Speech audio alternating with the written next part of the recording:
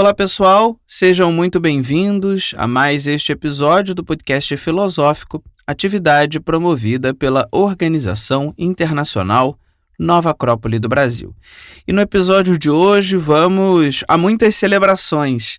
O mês de junho é o mês dedicado a celebrar o Dia Mundial dos Oceanos, também dedicado a celebrar o Dia Mundial do Meio Ambiente, e para isso vamos falar sobre esse tema tão bonito que é o tema da água. A água que é o elemento principal dos oceanos, é o elemento principal dos rios, é também o elemento principal da constituição do ser humano. Para isso, convidamos a professora Aline Bianchini, da Nova Acrópole de Florianópolis, em Santa Catarina. Olá, Aline, seja muito bem-vinda. Olá, Pedro, bom dia. Muito obrigada novamente pelo convite. E também o professor Tiago Almada, da Nova Acrópole de São José dos Pinhais, no Paraná. Olá, Tiago, seja mais uma vez bem-vindo. Obrigado, Pedro e Aline. É muito bom poder falar sobre esse tema tão interessante como os oceanos e as águas. Bem, então vamos começar. Já temos um podcast sobre, com perdão do trocadilho, da profundidade dos oceanos, tanto a profundidade física, né, e que isso representa muita coisa, como a profundidade simbólica desse elemento de conexão que eu aprendi no outro podcast, Tiago e Aline, que a gente não fala dos oceanos, mas do oceano, porque, na verdade, é uma coisa que interliga todos os continentes. Então, começando por aí, Aline, eu gostaria de que você nos rememorasse, né, o porquê dessa data e, claro, como podemos fazer a relação também com essa data do Dia Mundial do Meio Ambiente. Perfeito, Pedro. Estamos aqui mais uma vez comemorando nessa data, o 8 de junho, quando a gente celebra o Dia Mundial dos Oceanos, que apesar de ainda ter o nome no plural, né, já tem sido, como tu mesmo disseste, e falamos no podcast do ano passado, já tem sido por muitos celebrado como o Dia Mundial do Oceano, né? Justamente por toda essa conexão, o oceano é um só, interliga, nos conecta e também é impactado, né, de uma forma única no planeta, né? Bom, essa data ela foi criada em 92 durante a Conferência das Nações Unidas sobre o Meio Ambiente e o Desenvolvimento e ela tem sido celebrada desde então em muitos países. Em 2008 a ONU oficializou a comemoração no seu calendário e essa data ganhou ainda uma importância maior a partir do ano de 2021, quando foi instituído de 2021 a 2030 a década da ciência oceânica para o desenvolvimento sustentável. Tamanha é a importância do oceano para a preservação da vida em todo o planeta, foi dedicada então essa década da ciência oceânica, né? Que está presente dentro da Agenda 2030, como se chama, né? Como iniciativa da ONU. Essas décadas que a ONU promove são movimentos intergovernamentais que reúnem diferentes países para pensar num futuro melhor, né? Justamente porque estamos todos conectados no planeta, uma ação que eu tenho aqui no nosso país, na nossa cidade, no nosso estado, ela impacta o mundo todo, né? A Terra sempre foi globalizada, apesar deste conceito de globalização existir há poucas décadas, né? O planeta sempre esteve conectado e essa consciência vem sendo trabalhada através dessas décadas, né? Bom, então, dedicando esse tema ao oceano, a ideia é resgatar mesmo, né, essa ideia de integração, conscientizar as pessoas de que quando se trata dos oceanos, a repercussão é global de qualquer ação, né, já que o oceano não tem fronteiras e, claro, também lembrar da importância vital do oceano para manutenção da vida, seja por aspectos biológicos, fisiológicos, né? Também históricos, mas também econômicos, né? Então, de modo macro, a gente entende, consegue enxergar essa importância dos oceanos, e quem quiser também relembrar, o nosso podcast do ano passado fala bastante sobre isso, mas esse ano, como tu mencionaste, a nossa ideia é justamente aprofundar ainda mais esse tema, trabalhando esse elemento da água, né? Achei muito interessante a tua proposta, Pedro, porque nós mesmos, né, somos constituídos em torno de 70% de água, né? Estamos sujeitos também a todos os ciclos e podemos aprender muito e nos conectar muito com todo esse simbolismo desse elemento da água. Acho que vai ser muito proveitosa a nossa conversa. Interessante essas afirmações que a Aline trouxe, porque hoje ela contou todo esse movimento que existe na ONU, que é a forma política e econômica, até social, para que a humanidade tome conta da importância dos oceanos, passe a cuidar melhor das águas e compreenda a relevância que isso tem para a sua própria vida. E essa é a ferramenta mais conhecida, talvez a mais acessível que a gente dispõe hoje. O interessante que a gente destaca aqui nesse aspecto mais filosófico é o aporte dos oceanos como um elemento primordial da vida. Ele sempre esteve ao lado do ser humano de uma maneira simbólica. E a ideia é que nesse podcast nós possamos trazer algumas ideias, algumas tradições que já se relacionaram com a água, com os oceanos de uma maneira simbólica e também prática, para que isso facilite a nossa relação com esse elemento. E já que destacamos algumas tradições, podemos relacionar algumas que se relacionaram com a água de uma maneira simbólica, mas também prática. Por exemplo, quando pensamos em Roma, resgatamos a história do Império Romano, uma das marcas que mais se tem são os aquedutos, né? Como o Império conseguia fazer chegar água até os seus confins. Ou mesmo as estradas, os processos que levavam a vida dentro do Império Romano. E uma delas principais era a água. Isso é uma forma prática de levar a vida, né? Um cano, um aqueduto. Mas também a gente vê em algumas outras tradições mais antigas como o contato com a água sempre simbolizou uma origem, como uma regeneração de vida. Não é à toa que os batismos simbolizam até hoje nas diversas religiões uma espécie de renascimento para o ser humano, mesmo em vida. E essa ideia da regeneração até muitas vezes está presente nos banhos diários que a gente tem. Parece que a partir desse contato com a água algo se regenera, pronto para uma nova jornada. E isso guarda um paralelo com essa característica do líquido, né, que anima inclusive o nascimento das plantas, das coisas. Né? Quando a gente joga uma água na terra e bota uma semente, esperamos que dali surja um novo ser. E é a água que permite que esse novo ser ganhe um novo aspecto, uma nova forma. Muito interessante isso que você coloca, Tiago, e claro, Aline, resgatando, né, esse tema geral de como a abordagem tem sido feita em nosso momento histórico, porque a água, como você bem colocou, Tiago, ela é um símbolo que se expressa fisicamente nesse líquido que bebemos. Ele é um símbolo de movimento quando a gente olha e ouve, por exemplo, lá os pré-socráticos falando sobre o rio que passa e nunca é o mesmo porque há sempre um movimento. Ele é um símbolo quando falamos do oceano e da capacidade de integração, ou seja, são muitos elementos que a gente pode trazer por aqui. Então gostaria de perguntá-los e começar a gente a se debruçar sobre esses elementos, como antigas culturas trouxeram e pontuaram essa relação da água como um símbolo físico, um símbolo psicológico, mas também um símbolo dessa relação com o sagrado, com o divino, por que não dizer com o espiritual. Bom, Pedro, acho que a gente pode até começar com a palavra oceano, que a Aline trouxe, e entender que esse oceano não são poucas as tradições que o colocam como uma fonte primordial de vida. Na tradição egípcia é tido, né, os oceanos primordiais, as águas primordiais, inclusive chamam de o caos primordial, como aquela energia que está antes da própria manifestação física. E isso seria na forma líquida. Ou seja, o líquido alberga em si várias formas de vida.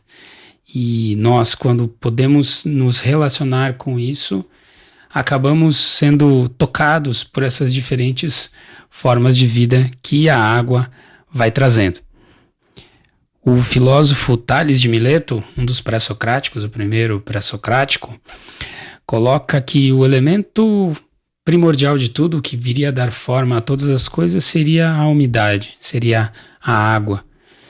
E se nós olharmos ao nosso redor, né, eu já fiz o paralelo das plantas, mas também a própria fecundação humana, que vai gerar a forma humana, tem todo um processo alimentado e conduzido pelo elemento líquido.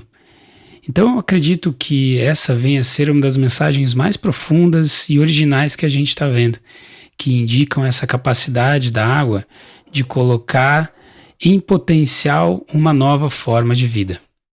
Achei muito interessante, Tiago, que tu trouxeste essa ideia, né, da germinação, da umidade, desse potencial de vida e germinação e crescimento, né, de uma nova vida. Achei muito interessante e lembrei do próprio Egito, essa grande civilização que cresceu em torno do Nilo, né, que tinha o Nilo como seu eixo principal de vida. E claro que a gente pode fazer uma relação mais direta com as propriedades do Nilo e as cheias do Nilo, né, que tornavam a terra fértil, que davam toda a possibilidade de vida mesmo, material no Nilo. Porém, os egípcios, além de entenderem essa função e essa importância do Rio Nilo, eles também tinham essa visão mais profunda, esse entendimento mais profundo, simbólico desse elemento, tanto que existia um próprio gênio, um próprio deus dedicado, né, à vida do Nilo, e uma série de rituais, cerimônias e comemorações em agradecimento e reverência a esse grande ser que promovia a vida no Egito, não apenas a vida física, mas também uma vida mais profunda, né? Então, se relacionar com esses símbolos, a gente tem exemplos de uma série de civilizações que fizeram isso, mas os egípcios parecem ser um grande exemplo disso, né? Inclusive, com a tecnologia que a gente tem hoje, é muito interessante olhar o Google Maps, né? O Egito por satélite é interessantíssimo, né? A gente vê aquele fiozinho de água e na volta dele o verde, né? O resto tudo amarelo, da areia, do deserto, mas aquele fiozinho de vida ali fica bem demarcado. A gente vê em praticamente todas as culturas antigas uma reverência aos elementos da água, né? Deuses marítimos, deuses das águas, e inclusive a gente tem uma relação com deuses de águas verticais e horizontais. Um bom exemplo de povos pré-colombianos são os astecas. Eles têm, por exemplo, uma divindade feminina das águas horizontais, águas dos lagos, dos rios, e uma divindade masculina representando as águas verticais, responsável pelas chuvas, tempestades e terremotos. E é muito interessante porque em todas essas culturas, claro, estou trazendo aqui os mexicas ou astecas, né? Mas a gente pode ver em diversas culturas e é muito interessante que todos eles mostram essa relação um pouco contraditória, ou a uma primeira vista contraditória, né? De deuses que ao mesmo tempo são generosos, vivificantes, né? E produtores de vida, mas também com um potencial de destruição muito grande, né? Assim como a própria água, né? A gente pode ver, por exemplo, com todos os desequilíbrios climáticos, uma série de fatores que fazem com que a água também seja muito perigosa, a água também seja muito desafiadora, né? O próprio mar encantador e também amedrontador em muitos momentos, né? Então, as tempestades, as inundações, as geadas. E me lembra um pouco a ideia também da própria mãe. Quando a gente fala mar, a palavra mar, mater, mãe, todas elas têm a mesma origem, né? Me lembra um pouco essa visão dessa mãe que é geradora de vida, proporciona o cuidado, acompanha o crescimento desse ser, né? Mas ao mesmo tempo também é responsável por provar. A gente tem várias divindades que têm esse arquétipo da mãe, né? Onde elas também têm esse aspecto de provação para que a gente possa também crescer, ter ganho de consciência, ter robustez. Então, acho muito interessante essa relação das águas geradoras de vida e também com um potencial de destruição muito grande, né? Destruição que podemos entender também como renovação, como o Tiago trouxe também no início da conversa. Essa harmonia com o entorno, com o oceano, nós podemos ver também outros elementos daí já mais históricos, com as grandes navegações que colocaram povos em contato, nem sempre de uma maneira pacífica, mas não deixa de ser uma forma de harmonia, seja o comércio, sejam os contatos culturais, ou seja, o elemento líquido era o intermediário entre esses pontos de contato de diferentes consciências, de diferentes culturas. Ele sempre teve essa característica da água, né, nas navegações, como esse intermediário em busca de harmonia. Então, o oceano, inclusive, comunica os continentes, né? Então, acredito que essa característica da harmonização também como uma das virtudes, um dos atributos da água que muitas vezes a gente não se dá conta, mas que a filosofia está justamente aí para que a gente volte a colocar uma atenção nas pequenas coisas da vida e aprender a se relacionar melhor com elas. Bom, e podemos ainda destacar coisas atuais, como os esportes de água, em que o relacionamento com o oceano é direto, né? De respeito, de entendimento de suas forças, seja o surf, seja a vela, seja o mergulho. E esse humano entende o tamanho que tem e que eles podem se harmonizar naquele contato. Outro ponto agora que a gente até destacava essas imagens de ser humano em contato com a água, com o oceano, é a sensação de paz que a água tem. Né? Se a gente for lembrar aqueles cenários de praia cheia, barulho, muitas coisas acontecendo, quando a gente afunda a cabeça na água, né, o que acontece é uma sensação de paz. Aqueles barulhos que até então a gente ouvia, agora são ofuscados, são harmonizados, são pacificados pelo elemento água. Bem, muito interessante todos esses pontos que vocês trouxeram sobre os elementos simbólicos, né, que a água nos apresenta. E, evidentemente, que como todo elemento da natureza, e como vocês bem colocaram ao longo do nosso podcast, ele se expressa na nossa vida. Até porque o ser humano está integrado à natureza e é um partícipe da natureza. Portanto, vai ter a sua relação com esse elemento no dia a dia, como todos os outros elementos. Então, gostaria que vocês trouxessem, né, essa relação um pouco mais diária. Falamos sobre os mitos, falamos sobre os símbolos, falamos sobre os efeitos e como é que é a nossa relação, para além de tudo que a gente sabe, né, como a gente pode refletir nessa relação diária do ser humano com o elemento água, com a água, como esse elemento e esse símbolo dessa vida mais material para a expressão da vida. Bem, Pedro, sobre essa relação cotidiana com a água, né? É interessante porque a gente costuma lembrar e dar valor a algo quando isso nos falta, né? Ou quando está prejudicado ou ameaçado. Mas a verdade é que a água entra no nosso cotidiano quase de forma imperceptível, né? Como um instinto, como uma necessidade de saciar a sede, enfim. Mas a verdade é que ela é responsável pela nossa própria sobrevivência, né? Um ser humano pode passar muito mais dias sem comer do que sem tomar água. Antes morre de sede do que de fome, né? Mas nós, no cotidiano, no dia a dia, assoberbados com os nossos afazeres, preocupados com os nossos afazeres, acabamos muitas vezes não nos dando conta de um elemento tão básico, mas que na verdade é fundamental para a nossa vida. Um elemento que está de fato ameaçado, né, por uma série de questões de poluição, ambiental. E algo que a água vem nos lembrar é justamente sobre essa conectividade dos ambientes, né? A gente, novamente, né, atrapados no nosso cotidiano, nos nossos afazeres, nós esquecemos de coisas muito básicas. Algo descartado, por exemplo, na pia das nossas casas ou no nosso vaso sanitário, vai chegar até o mar.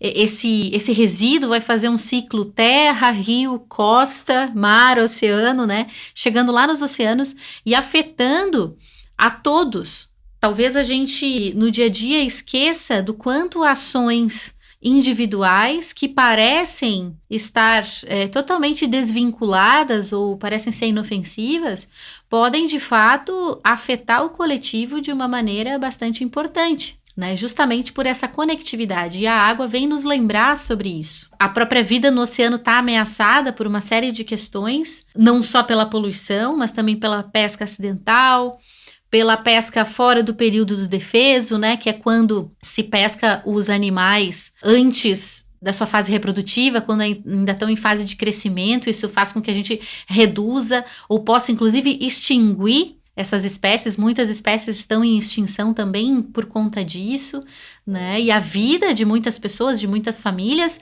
depende da pesca e de atividades, né, de turismo e pesca. Nós temos também a própria questão dos resíduos, do lixo, como falamos, né? E que estão causando a morte da vida costeira e marinha. Vamos lembrar que o Brasil possui 8.500 quilômetros de costa e que, segundo dados de 2018, quase 60 milhões de pessoas estavam envolvidas no setor primário de pesca e aquicultura no Brasil, fora todo o setor de turismo, né? Então, é muita coisa. Perante a essas reflexões, acho que cabe, né, nós pensarmos em como podemos, de forma muito prática no dia a dia, substituir algumas ações, procurar ter hábitos mais conscientes de consumo e descarte de materiais, né, fazer a nossa parte. Muitas vezes pensamos assim, mas a minha parte é muito pequena perante o todo, né, não vai nem fazer cosquinha. Mas a verdade é que sim, tem um impacto, além do que o exemplo também é um grande impacto para as pessoas à nossa volta, né? Para o ambiente à nossa volta. E se não pudermos fazer grandes transformações práticas, que possamos pelo menos contribuir com um ganho de consciência, né? Que já é bastante coisa, refletindo e aprofundando um pouco mais a nossa relação com as coisas no cotidiano, com os nossos hábitos, né? Refinando e aprofundando a nossa relação com esses elementos, né? E vivendo, obviamente, de uma forma mais respeitosa. Interessante esses elementos práticos que a Aline trouxe. Nós passamos por tantas análises aqui, algumas simbólicas, outras práticas, políticas até. E uma que eu gostaria de deixar mencionado é uma ideia da memória da água, que a água registraria em seus cristais o impacto daquilo que acontece no seu exterior. E se formos ver essa característica de memória da água, muitas vezes vamos ver que as tradições registravam isso nos seus processos, sejam nas libações cerimoniais, nos próprios batismos, que até hoje fazem parte de várias religiões, ou seja, ao adentrar no elemento líquido, o ser humano ou aquilo que entra em contato com o elemento líquido apagaria um pouco do seu passado e seria possível regenerar-se para um novo futuro. Então, aqui cabe um pouco até a forma de nos relacionarmos com esse elemento de uma forma um pouco mais respeitosa, porque ela guarda uma memória profunda do que tem vivido nos seus correres, né? Em todos os ciclos que a água faz, ela vai registrando um pouco dessa memória. Bem, pessoal, então, para caminhar para o final do nosso podcast, a filosofia tem nos ensinado a inserir essas ideias simbólicas e macro no nosso micro, né, no nosso dia a dia. Portanto, gostaria de ouvir de vocês como usar esses elementos para que realmente possamos ser melhores, né, observar melhor os elementos da natureza e que isso gere, de fato, uma virtude humana, né, e que possamos conquistar uma virtude humana a partir dessas observações todas que fizemos ao longo do nosso podcast. Pedro, aproveito aqui para me despedir, ressaltando todos esses atributos da água, em especial o do respeito. Esse contato com a água, por tudo que nós passamos aqui, tem essa característica de uma harmonia, de uma busca de um justo meio. Então que nós, ao refletirmos sobre o nosso contato com a água, sejamos inspirados a ressaltar essa característica de respeito e de harmonia. E complementando, também gostaria de trazer essa ideia, né, que falamos da conectividade, que a água possa nos inspirar também e nos relembrar de que estamos todos conectados, né? As minhas ações impactam sim aos demais, de que estamos conectados de uma forma muito prática, mas também muito profunda aos demais seres humanos, e que esse respeito ele também começa, né, nas pequenas atitudes diárias, né? Bem, Aline e Tiago, quero agradecer a oportunidade dessa conexão no tempo e marcar também o tempo com essas reflexões. Agradeço então, Aline, a sua presença e até uma próxima.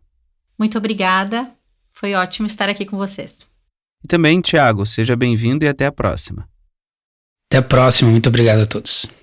Bem, pessoal, para aqueles que querem escutar esse podcast na íntegra e também os outros episódios, o outro episódio sobre o oceano e também outras reflexões filosóficas em nosso conteúdo, podem acessar o nosso site, que é o nova-acrópole.org.br/podcast, por lá ouvir esse e os demais conteúdos. Até a próxima!